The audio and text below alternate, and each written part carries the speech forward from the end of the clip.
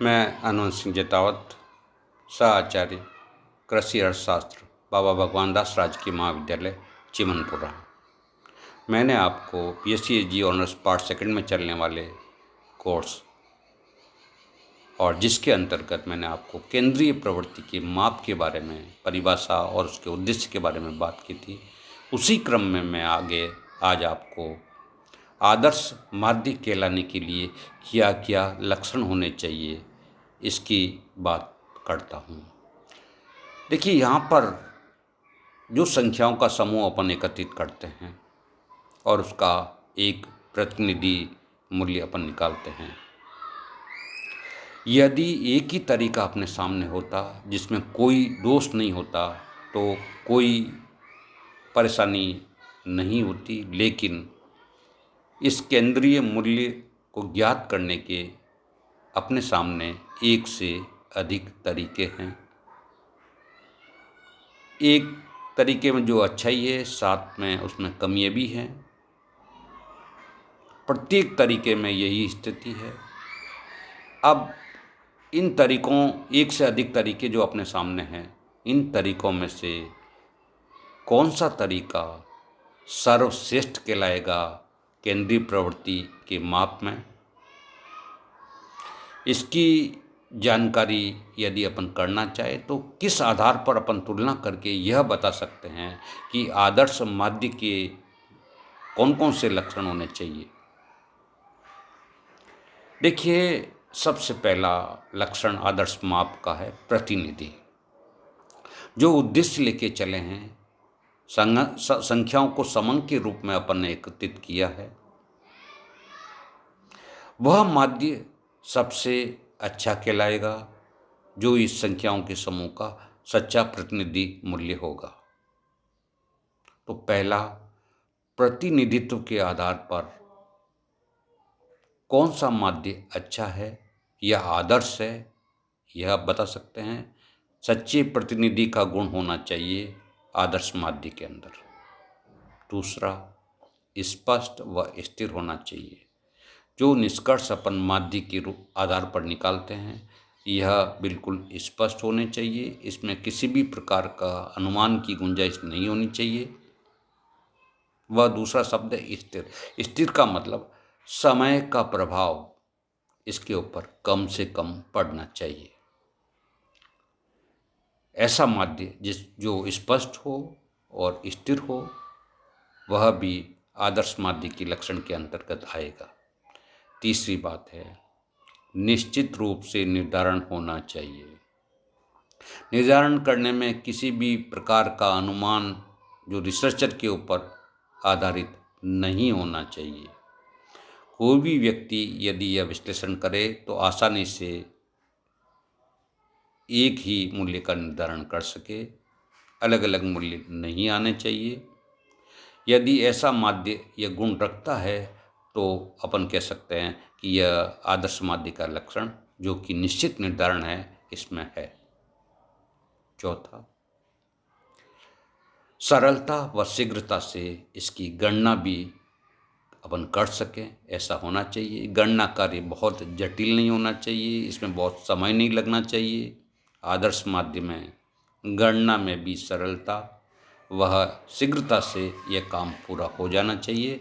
यदि यह गुण है तो आदर्श माध्य कहलाएगा।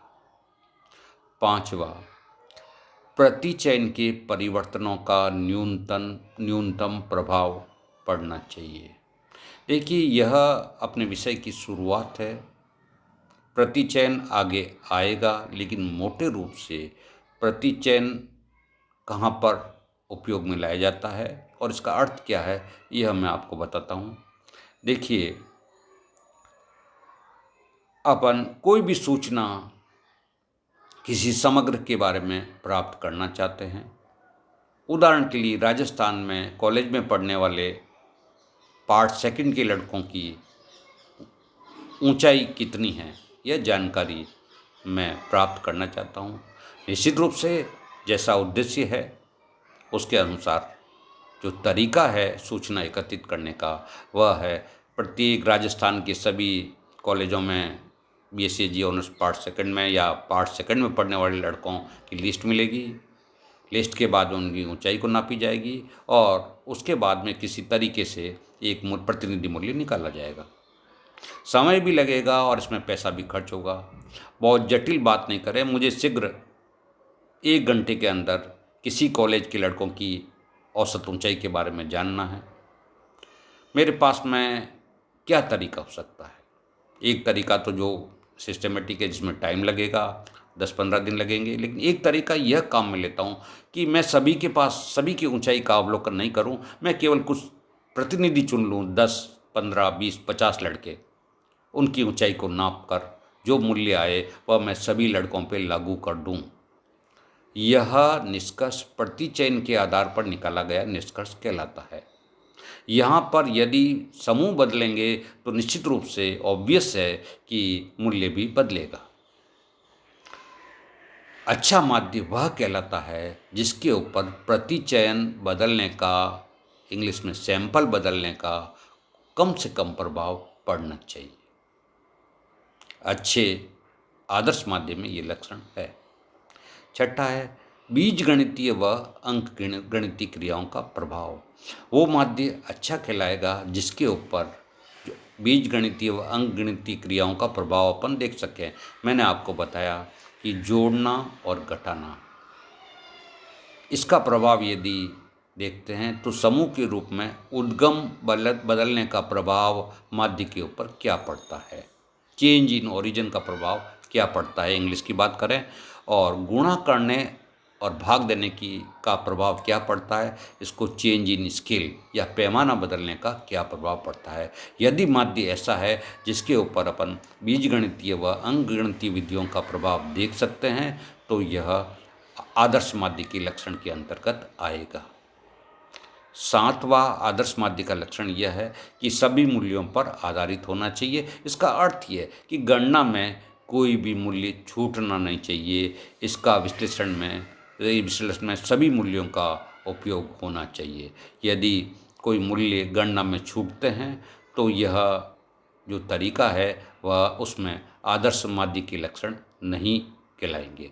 तो 7 लक्षणों के आधार पर आदर्श माध्य में की तुलना अपन कर सकते हैं और उसकी कमी को गिनाने का तरीका भी यही लक्षण जो 7 बताए हैं मैंने आपको, प्रतिनिधि होना, स्पष्ट व स्थिर होना, निश्चित निर्धारण करना, सरलता व शीघ्रता से पता करना, प्रतिचयन के परिवर्तनों का न्यूनतम प्रभाव पड़ना, बीजगणितीय व अंकगणितीय विधियों का प्रभाव और सभी मूल्यों पर आधारित होना। देखिए, अब बात करते हैं सांख्यिकीय माध्यों के विविध प्रकार। स्थिति संबंधी, इनको अपन 3 भागों में बांट के बता सकते हैं। सबसे पहला है स्थिति संबंधी माध्य। स्थिति संबंधी माध्य को इंग्लिश में अपन एवरेज ऑफ पोजीशन कहते हैं। एवरेज ऑफ पोजीशन या स्थिति संबंधी माध्य 2 होते हैं, एक बहुलक और एक माध्यिका। स्थिति संबंधी माध्य इसलिए कहलाते हैं कि बहुलक वह मूल्य होता है जिसकी बारंबारता सबसे अधिक है। इसी बात को मैं दूसरे शब्दों में करता हूँ, या मैं आपको सवाल पूछूं कि किसी संख्याओं में के समूह में वह मूल्य कहाँ पर स्थित है जिसकी बारंबारता सबसे अधिक है, वह मूल्य कहाँ पर स्थित है, तो ज्ञात करने का तरीका स्थिति है। इसीलिए बहुलक स्थिति संबंधी माध्य कहलाता है।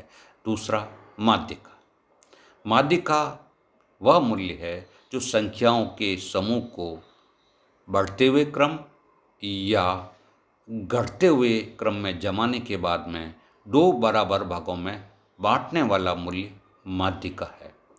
यही बात मैं इस रूप में प्रस्तुत करता हूँ कि वह मूल्य कहाँ पर स्थित है जो किसी संख्याओं के समूह को 2 बराबर भागों में बांटता है, तो वह मूल्य कहाँ पर स्थित है। तो माध्यिका और बहुलक इसीलिए स्थिति संबंधी माध्य कहलाते हैं।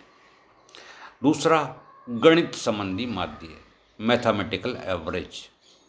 मैथमेटिकल एवरेज में पहला समांतर माध्य, इंग्लिश में अपन इसको अर्थमेटिक एवरेज और मीन कहते हैं। दूसरा गुणोत्तर माध्य, इंग्लिश में ज्योमेट्रिक मीन कहते हैं। तीसरा हारात्मक माध्य, हार्मोनिक मीन। चौथा द्विघात या वर्गीकरण माध्य, क्वाड्रेटिक मीन। ये 4 माध्य गणित संबंधी माध्य है। और यहाँ पर मैं आपको स्पष्ट कर दूं कि गणित संबंधी माध्य में बीजगणितीय व अंकगणितीय क्रियाओं का प्रभाव देखा जा सकता है। अतः आदर्श माध्य के एक लक्षण गणित संबंधी माध्यों में सभी में पाया जाएगा। तीसरा वो माध्य जो व्यापारिक क्रियाओं में काम आते हैं या व्यापार की जानकारी के उद्देश्य से इनका उपयोग किया जाता है, या बिजनेस एवरेज कहलाते हैं। यह 3 प्रकार के होते हैं। इसमें चल माध्य, इसको अपन मूविंग एवरेज कहते हैं, और दूसरा प्रगामी माध्य, प्रोग्रेसिव एवरेज कहते हैं, और तीसरा संग्रथित माध्य, कंपोजिट एवरेज कहते हैं। तो मैंने आपको यह बात इन माध्यों के बारे में बताई। अपने विषय में जो माध्य रखे गए हैं, इसमें 2 स्थिति संबंधी माध्य, जिसमें बहुलक व माध्य का है, और गणित संबंधी माध्यों में समांतर माध्य, गुणोत्तर माध्य व हरात्मक माध्य रखा गया है। अब जैसा मैंने आपको बताया कि केंद्रीय प्रवृत्ति संख्याओं के समूह की वह आदत है जो किसी एक मूल्य के आसपास मंडराती है। यह मूल्य जिसके आसपास अधिकतर संख्याएं मंडराती है, उसको ज्ञात करने के तरीके केंद्रीय प्रवृत्ति के माप कहलाते हैं। यह जो समूह मैंने 3 बनाए हैं, ये सभी केंद्रीय प्रवृत्ति के माप प्रदान करते हैं। देखिए, निश्चित रूप से यदि कोई एक तरीका ऐसा होता जिसमें किसी भी प्रकार का दोष नहीं होता, तो अपने को इतने माध्यों की आवश्यकता नहीं पड़ती। कुछ में कुछ विशेषताएं हैं, तो साथ ही साथ उसमें कुछ कमियां भी है।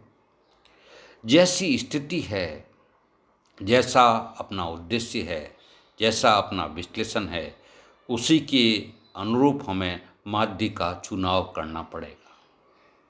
तो इससे आगे वाली क्लासों में जैसा मैंने आपको बताया कि सबसे पहला जो माध्य गणित संबंधी माध्य, वहाँ से अपन शुरू करेंगे, समांतर माध्य से अपन शुरू करेंगे।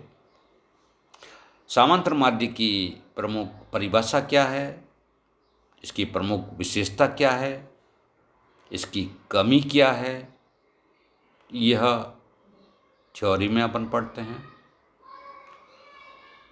प्रैक्टिकल में या प्रायोगिक तौर पे समांतर माध्य किस प्रकार से ज्ञात करते हैं, यह बात प्रश्न अपन लेते हैं। ठीक उसी प्रकार से गुणोत्तर माध्य में परिभाषा क्या है इसके गुण क्या है, इसके दोष क्या है, इसकी गणितीय विशेषता क्या है, यह बात अपन थ्योरी में पढ़ेंगे। प्रैक्टिकल में अपन इस पे आधारित सवाल को लेंगे। ठीक उसी प्रकार से हरात्मक माध्य, ठीक उसी प्रकार से बहुलक और माध्यिका की बात करेंगे। धन्यवाद।